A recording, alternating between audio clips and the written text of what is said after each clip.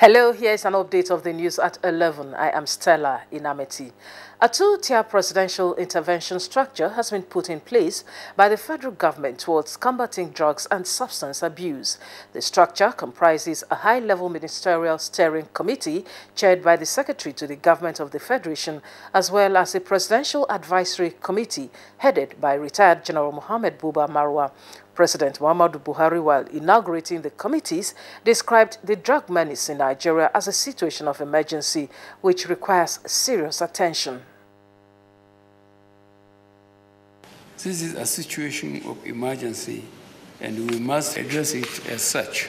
I therefore charge both committees to tackle the task before them with all commitment that it deserves in recognizing their appointments as a clear call to serve the nation.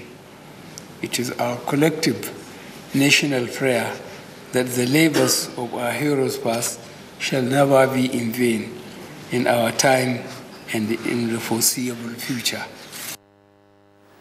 Meanwhile, President Muhammadu Buhari has described the momentum of his electoral victory in 2015 as synonymous with the revolt of Nigerians against glaring endemic corruption. He therefore vowed to remain steadfast towards ensuring that those who plundered the nation's commonwealth are held to account for their actions as part of efforts to ensure integrity and transparency in the process of government business. This was while declaring open corruption risk assessment training for heads of anti-corruption agencies in the African Union in Abuja. Too much as we seek to rid our societies of the evil of corruption. This training session is essentially an orientation on the benefits of deploying the corruption risk assessment methodology in the fight against corruption. Thus, I urge participants to embrace it and also take steps to widen the knowledge and skills imparted by supporting the training of risk assessors for their countries. The chairman of Senate Committee on INEC, Senator Suleiman Nazif, says vote buying must be checked to ensure each free 2019 general election. He stated this at an ongoing public hearing on vote buying and improving electoral process in Nigeria organized by the National Assembly Joint Committee on INEC. The public hearing is aimed at sensitizing Nigerians on the negative effect of vote buying with a view to improving electoral process in Nigeria. Vote buying, by whatever means, remains one of the contemporary challenges that mar the electoral process.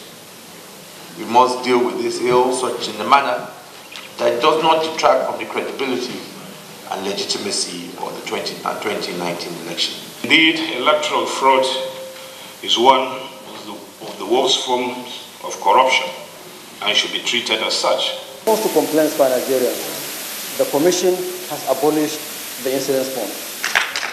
And so far as we don't have that mindset to be able to calculate and be able to appraise some of the progress which have been made, then the tendency is that we will not be able to make any progress. And that's an update of the news at 11. Thanks for watching.